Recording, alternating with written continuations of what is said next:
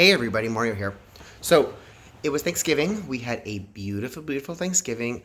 My family was here. It magically snowed on Thanksgiving, so my house was decked out for Christmas. I got an early start, okay? Y'all, we did Nightmare Before Christmas for Halloween, so I had half the Christmas up, so I just went ahead and did it. So the house was decked out for Christmas. There was snow falling in the windows.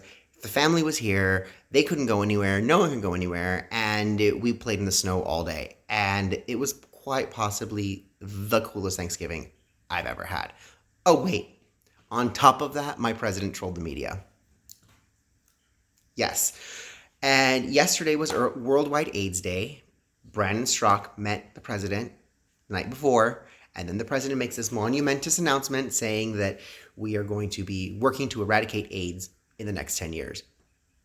You know, what more do we want? The LGBT are winning under this president. Meanwhile, the Church of Stonewall and these leftist LGBT community are saying that he's the worst thing. They're making fun of Melania Trump's decorations. They're calling Brandon a fake homosexual, and it's not to be unexpected. I mean, they're mad and they're so upset that they have no other way to respond except for just spew garbage. This is what happens, and this has happened to me for years. My husband and I, we've been conservative for many, many, many, many years. I was conservative before I met him. He was conservative before he met me. And then we ended up finding each other. And we found that our values happened to be very parallel. We both valued monogamy. We both valued family. We both valued hard work. And we both valued the next generation. The thing that struck us very, very odd was the fact that the LGBT community, when they figured out that these are the things that we valued, they didn't want anything to do with us. They told me and my husband that we're no longer allowed to be part of their community. We are excommunicated. And they use that word as if we went to their church. We don't go to their church. We don't subscribe to their values. The only thing we do is sleep with the same sex. That's the only thing we do. We used to sleep around. We used to go to all the clubs. We used to do all that stuff. But it was one of those things there. It's just like being a teenager, or in college. You go out and you party. You go out and you do these. You have life experiences, and eventually you leave those life experiences behind because you hold on to the values that you had as a child. And those values carry us. They carry us so much that the Church of Stonewall hates us with a passion, to the point where they tell me and my husband, how dare you try to be heterosexual?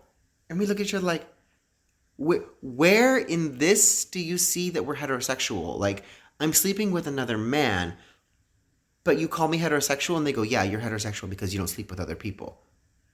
Okay, we care about each other, and that's my toy, and I'm his toy, and we are not going to be sharing these toys, because that's how you get your toys dirty, and that's how you get your toys broken. And I don't need my toys broken, and he doesn't need his toys dirty. Plain and simple. Meanwhile, the Church of Stonewall is telling me that how dare I live a heteronormal life by being selfish with my husband. Excuse me? I mean, I know I've got a catch, but, you can't have him. That's mine. And they will push you to the point where you feel like you don't have anybody. And they do it even to the younger ones. And the young ones I feel mostly sad for, because they don't have anyone. They don't have this LGBT community that seems to think that they were tolerant. Because 20 years ago, yeah, they were there. They were there for everybody. You had houses, you had this, you had that. But when they finally discovered that we're not all the same, they don't want anyone that's different. But yet, at the same time, they're themselves are different, and I don't know. It's a mess.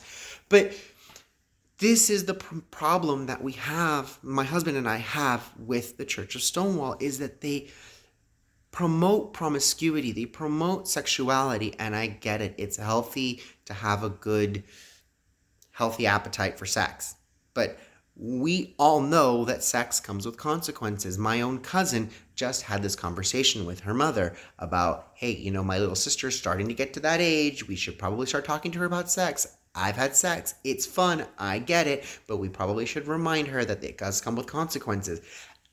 I looked at my cousin and went, exactly, hello? Like, everybody needs to be telling their kids that. It's not just I don't want to say normal kids, heterosexual kids or homosexual. It's all kids. We need to tell all kids, yeah, sex is fun. Sex feels great. But sex comes with gifts. Gifts that keep on giving. And I'm not talking 18-year gifts. I'm talking lifetime gifts. I'm talking gifts that come with a pill every single day to keep you alive.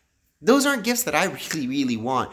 And those are the statistics that the far, far right will use against the left and say, look, they're maybe 10, 15% of the population, but they have 90% of the STDs.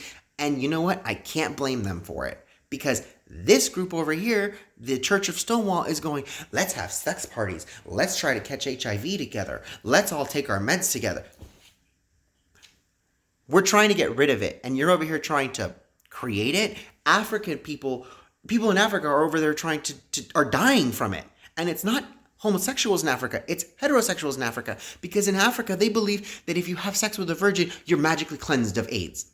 So instead of getting magically cleansed of AIDS, you've now polluted a virgin and ruined her entire life. I'm sorry. This Church of Stonewall is also the one that brings us Drag Story Hour and pedophiles in libraries.